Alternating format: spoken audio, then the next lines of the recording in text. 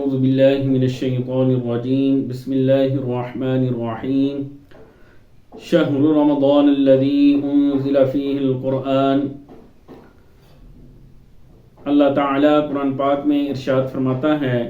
کہ ہم نے قرآن پاک کو رمضان المبارک میں نازل کیا، تو اس لیے رمضان المبارک اور قرآن پاک کا ایک خاص تعلق ہے، تو اس لیے ہمیں چاہیے کہ رمضان المبارک میں زیادہ سے زیادہ قرآن پاک کی تلاوت کریں۔ عام طور پر محفلوں میں نقیب حضرات کہتے ہیں اور نعت خوان حضرات کہتے ہیں کہ سارا قرآن پاک حضور نبی اکرم صلی اللہ علیہ وآلہ وسلم کی تعریف ہے، تو اس لیے کبھی کبھی محفل کی طرف سے، سامعین کی طرف سے رکا جانا چاہیے کہ ہمیں آج سورہ رحمان کی تلاوت سنا دیں، آج حامیم سجدہ کی تلاوت سنا دیں، آج سورہ یاسین شریف ہی سنا دیں،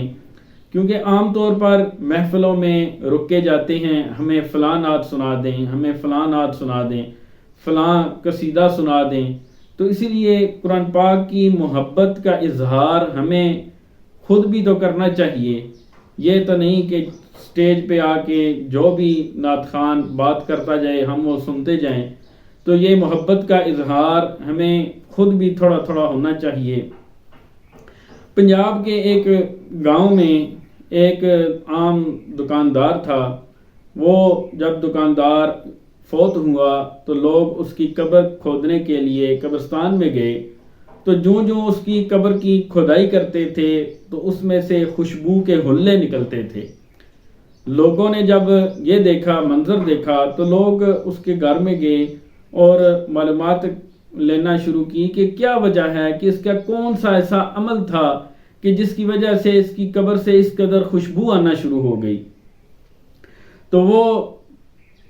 کافی ان کے گھر والوں نے سوچا، انہوں نے کہا کوئی اتنا خاص عمل تو نہیں تھا، بس داڑھی وغیرہ رکھی ہوئی تھی، 5 وقت کا نمازی تھا، لیکن اس کے علاوہ تو کوئی خاص عمل نہیں تھا۔ لیکن پھر انہوں نے گھر والوں نے بتایا کہ وہ قرآن پاک نہیں پڑھا ہوا تھا، لیکن قرآن پاک سے محبت اس قدر تھی کہ وہ قرآن پاک کو کھول کر اپنے سامنے رکھتا اور اس کی آیتوں کے اوپر انگلی رکھتا اور پھر کہتا کہ یار اب میں پڑھا ہوا تو نہیں ہوں، لیکن تو نے یہ بھی سچ فرمایا، یہ بھی سچ فرمایا اور یہ بھی سچ فرمایا۔ یہ قرآن پاک سے محبت کی برکت تھی کہ اللہ تعالیٰ نے اسے یہ مقام عطا فرمایا کہ جب وہ فوت ہوا تو اس کی قبر سے خوشبو آنے لگی۔ تو رمضان المبارک کا مہینہ بڑا ہی بابرکت اور بہت ہی مقدس مہینہ ہے۔ اس مہینے میں ہمیں بہت زیادہ صدقہ و خیرات اور نیکیاں وغیرہ کرنی چاہیے، لیکن یہاں پر ایک بات قابل غور ہے کہ رازداری جو ہے یہ بڑی چیز ہے۔ آپ اگر نیکی کرتے ہیں تو کوشش کریں کہ اس کو بڑی رازداری کے ساتھ کریں، لوگوں کے سامنے مشہوری نہ کروائیں، ایڈورٹائزمنٹ نہ کریں، نیکی کریں کسی کے ساتھ، کسی کو راشن وغیرہ دیں، کسی کو امداد کریں تو بڑی عزت اور احترام کے ساتھ کریں۔ مدینہ منورہ میں تقریباً 100 کے قریب گھر تھے، تو ہر گھر میں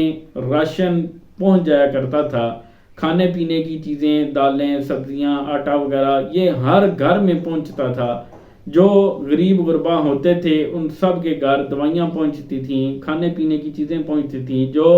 غریب اور بیوہ عورتیں تھیں ان کے گھر راشن وغیرہ پہنچتا تھا۔ لیکن کسی کو اس بات کا علم نہیں ہوتا تھا کہ یہ راشن، کھانے پینے کی چیزیں یہ کون پہنچا کے جاتا ہے۔ تو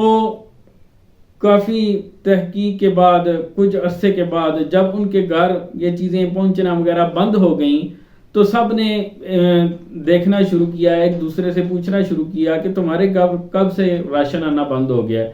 تو پتہ چلا کہ تقریباً 18 محرم سے یہ لوگوں کے گھروں میں راشن پہنچنا بند ہو گیا۔ یہ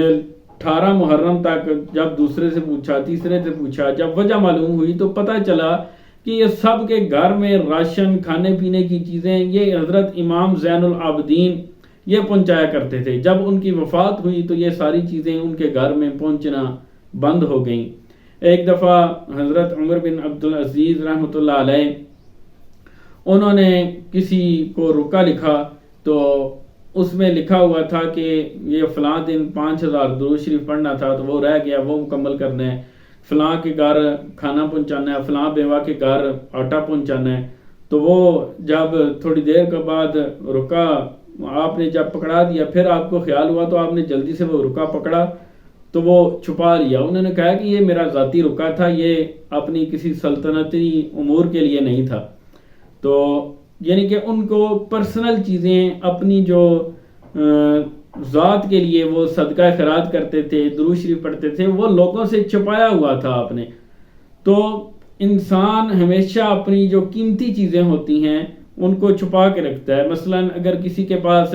50 تولے سونا ہے تو وہ گھر میں چھپا کر رکھے گا، ظاہر نہیں کرے گا۔ کسی کے پاس اگر کروڑوں روپیہ ہے، اربوں روپیہ ہے، تو وہ کوشش کرتا ہے کہ اپنی قیمتی چیزوں کو چھپا کر رکھے۔ تو اس لیے ہمیں بھی کوشش کرنی چاہیے کہ کچھ چیزیں جو ہیں وہ ہمیں چھپا کر رکھنی چاہیے۔ جب قیامت والے دن مشکل دن ہوں گے تو اس وقت وہ قیمتی چیزیں جو ہیں وہ اس وقت کام آئیں گی۔